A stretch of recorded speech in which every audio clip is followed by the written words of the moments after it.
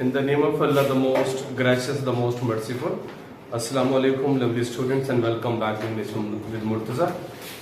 We were studying about chapter number 7, the use of force. Okay, next जो हमारा हमने कुछ पैराग्राफ का ट्रांसलेशन किया था, आज हम नया पैराग्राफ स्टार्ट करेंगे. Not a move, page number 45 पे ये पैराग्राफ नंबर है 1 2 3 4 5 6 बनता है तकरीबन. Not a move, not a move, उसने बिल्कुल हरकत नहीं की. इवन हर एक्सप्रेशन हैडंट चेंज्ड, यहां तक के उसके तासुरात भी तब्दील नहीं हुए. हैडंट, हैडंट किसका कंट्रैक्शन होता है भाई? यस, हैड नॉट का जो शॉर्ट फॉर्म होता है that is hadn't. Her breaths however were coming faster and faster, ताहम वो तेजी से सांस ले रही थी. ताहम वो तेजी से सांस ले रही थी, या उसकी सांस तेज से तेजतर होती जा रही थी. देन द बैटल बिगैन, फिर जंग शुरू हो गई. I had to do it, मुझे ये जंग करना पड़ी, ये लड़ाई लड़ना पड़ी. I had to have a throat culture for her own protection, मुझे उसकी हिफाजत के लिए, उसकी जान की हिफाजत के लिए उसके गले के मवाद का मुआयना करना था. थ्रोट कल्चर मीन गले के मवाद, गले का मवाद. मुझे उसके गले के मवाद का मुआयना करना था. फॉर हर ओन प्रोटेक्शन, उसकी सेफ्टी के लिए, उसकी जान की हिफाजत के लिए मुझे उसके गले के मवाद का मुआयना करना था. देखें, I had to have, had के बाद वैसे लगाते हैं हैड थर्ड फॉर्म. टू के बाद हमेशा वर्ब की फर्स्ट फॉर्म लगाई जाती है. आई हैड टू हैव जो है वो वर्ब की फर्स्ट फॉर्म है, तो इस वजह से हैड टू के बाद क्या लगा हुआ है? हैव. लेकिन कभी भी हैड के बाद, इसके बाद हैड के बाद कभी भी हैव नहीं आ सकता. समझ आ रही है? गलत हो जाएगा. ये टू आया हुआ है इस वजह से, टू के बाद क्योंकि वर्ब की फर्स्ट फॉर्म लगाते इस वजह से टू हैव लगा हुआ है. अच्छा जी बेटा. But first I told the parents, but first I told the parents, लेकिन मैंने पहले वालिदैन को बता दिया. That it was entirely up to them, कि फैसले का इख्तियार मुकम्मल तौर पर उनके पास है. इंटायरली मीन कंप्लीटली, मुकम्मल तौर पर. लेकिन मैंने पहले वालिदैन को बता दिया कि फैसले का मुकम्मल इख्तियार आपके पास है, यानी कि आपकी मर्जी, आप बच्चे के गले का मुआयना करवाएं या ना करवाएं.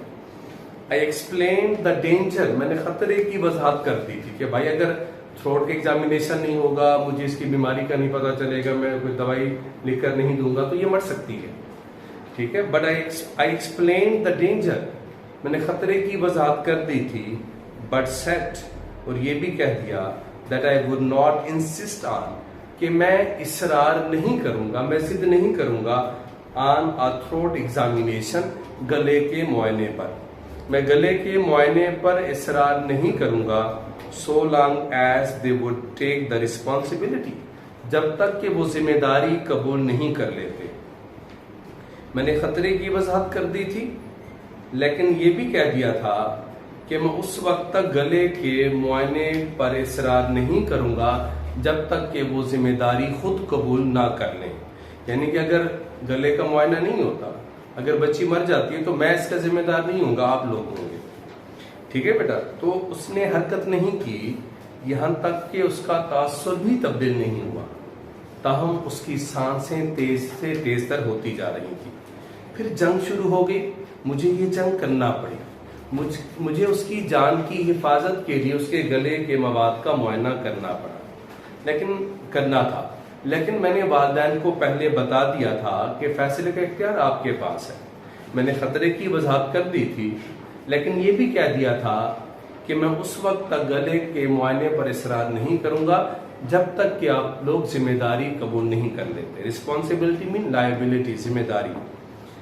If you don't do what the doctor says, अगर तुम वो नहीं करती जो डॉक्टर कहता है, you will have to go to the hospital, तो फिर तुम्हें अस्पताल जाना पड़ेगा.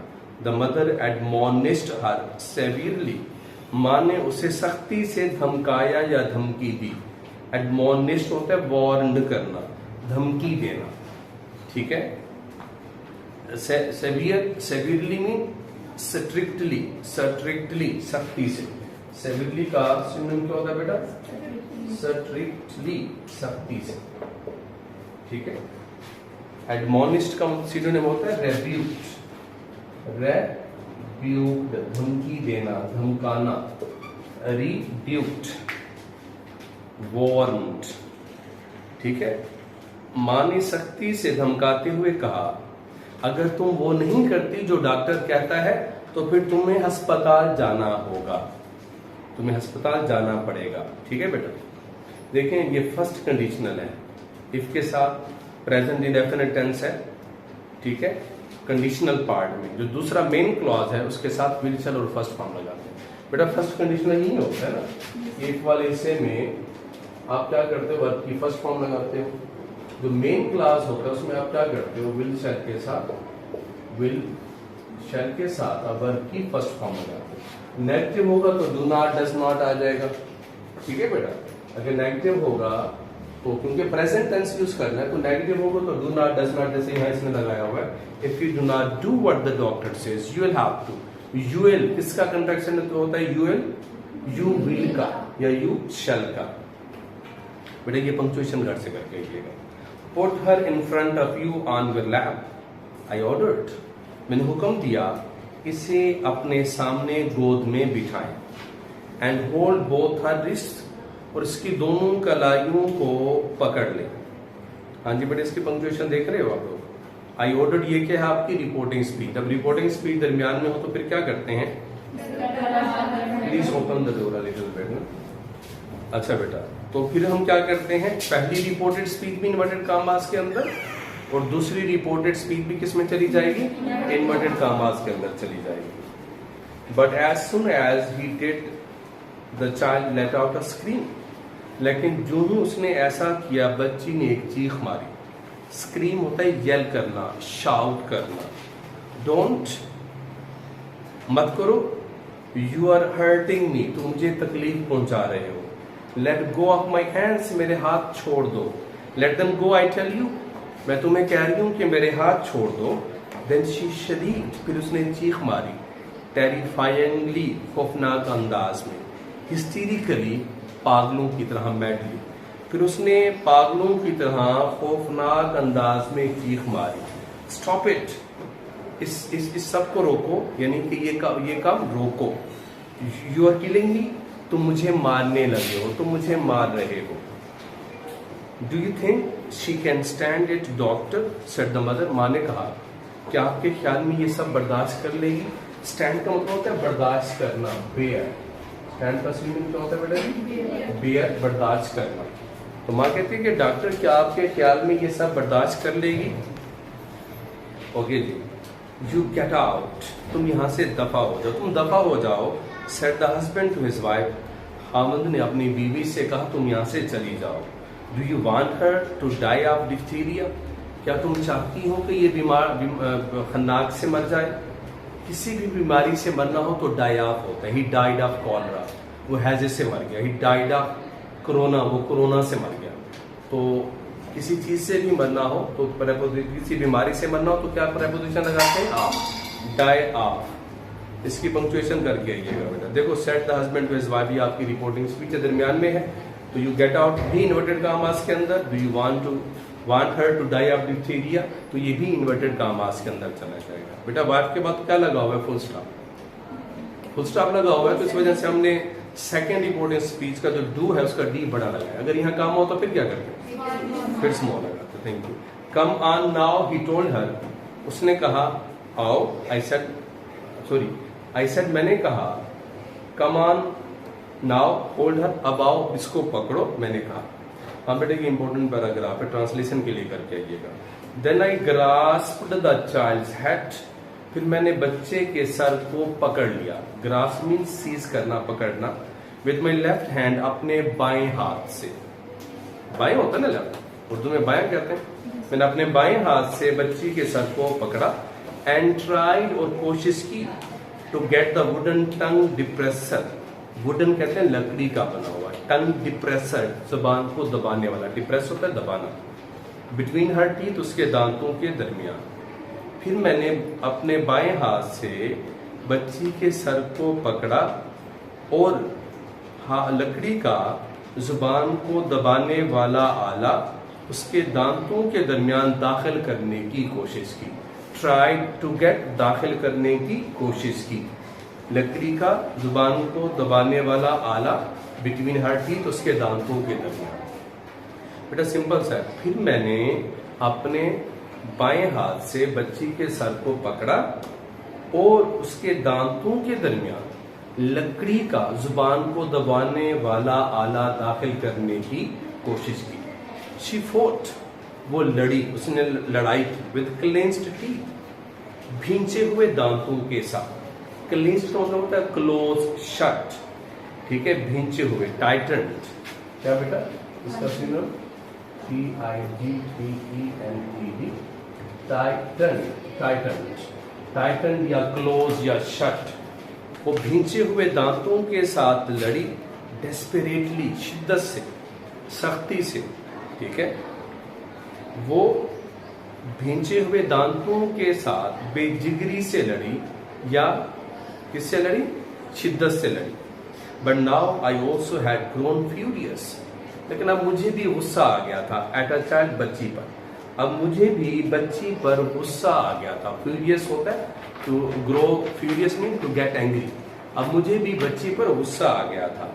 आई tried to hold myself down, मैंने अपने ऊपर काबू पाने की कोशिश की। बट आई कुडंट, लेकिन मैं ऐसा नहीं कर सका। कुड नॉट का कंट्रैक्शन क्या होता है बेटा? कुडंट।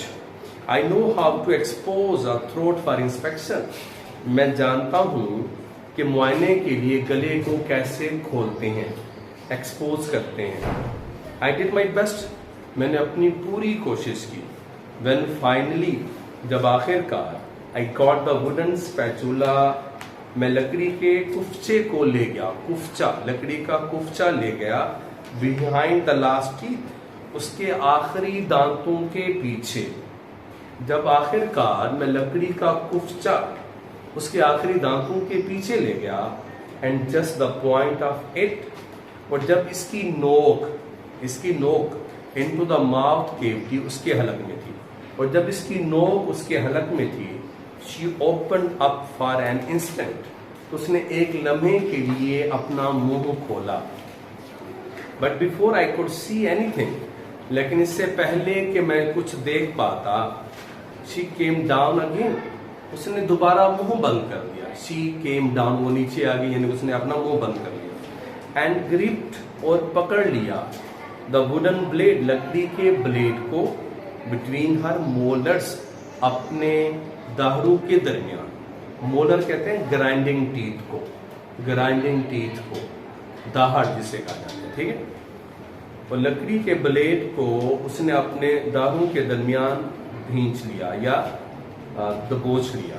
अब बेटा इसको गौर से सुनिएगा। कहते हैं जब आखिरकार मैं लकड़ी का कुफचा उसके आखिरी दांतों के पीछे ले गया और उसकी नोक उसके हलक में थी, तो उसने थोड़ी देर के लिए अपना मुंह खोला, लेकिन इससे पहले कि मैं कुछ देख पाता, उसने अपना मुंह दोबारा बंद कर दिया और अपने दाढ़ों के दरमियान लकड़ी के ब्लेड को दबोच लिया, ग्रिप कर लिया, दबोच लिया।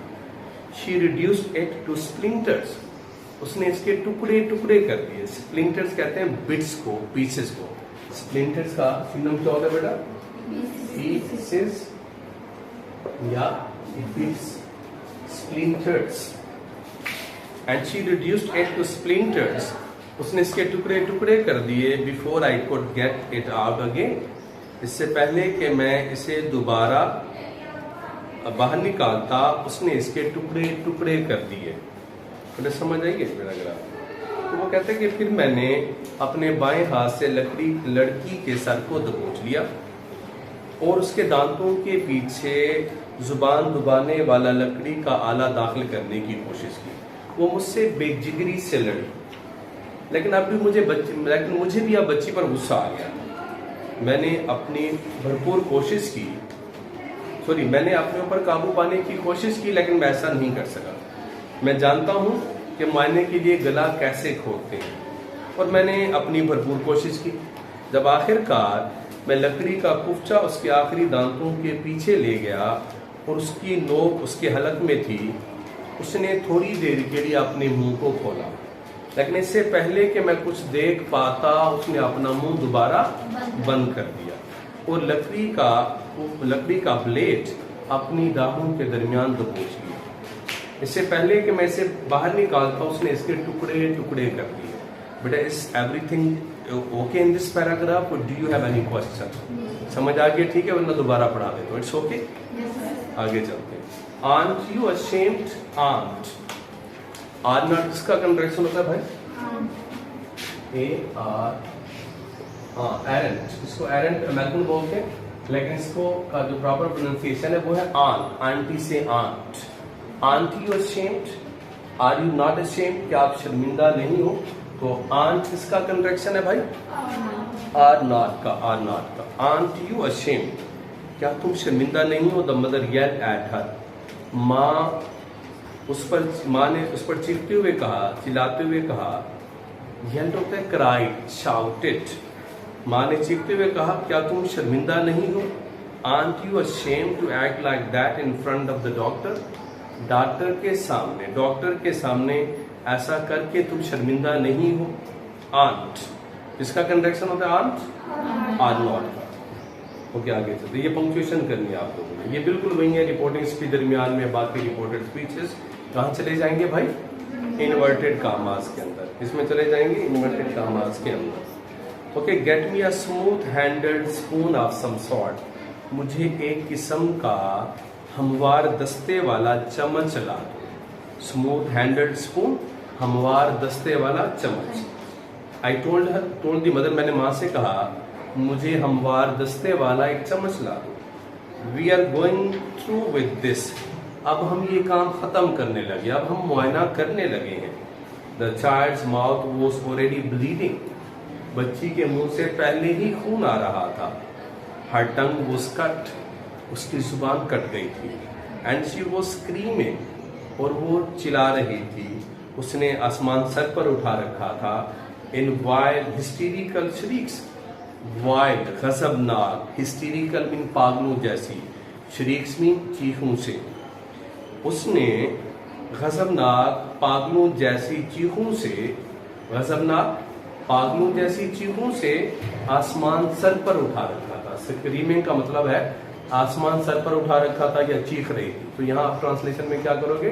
आसमान सर पर उठा रखा था। उसकी जुबान कट गई थी और उसने गजबनाक पागलों जैसी चीखों से आसमान सर पर उठा रखा था। Perhaps I should have desisted. शायद मुझे रुक जाना चाहिए था। Desisted mean stop. ये इंपॉर्टेंट है, पेपर में आया हुआ है। Desisted, stop, ceased. शायद मुझे रुक जाना चाहिए था। And come back in an hour और मोर। और 1-2 घंटे के बाद दोबारा आ जाना चाहिए था। डॉक्टर कहते हैं शायद मुझे रुक जाना चाहिए था और 1-2 घंटे के बाद आ जाना चाहिए था। No doubt it would have been better. इसमें कोई शक वाली बात नहीं कि ये बेहतर होता। बट आई हैव सीन, लेकिन मैं देख चुका था। एट लीस्ट 2 चिल्ड्रन, कम से कम 2 बच्चों को, लाइंग डेड इन बेड, बिस्तरे मर्ग पर, यानी कि मरता हुआ देख चुका था। आप निग्लेक्ट, लापरवाही की वजह से, इन सच केसेस, ऐसी सूरत हाल में। लेकिन मैं कम से कम 2 बच्चों को ऐसी सूरत हाल में लापरवाही की वजह से मौत की आगोश में जाता हुआ देख चुका था या मरता हुआ देख चुका था।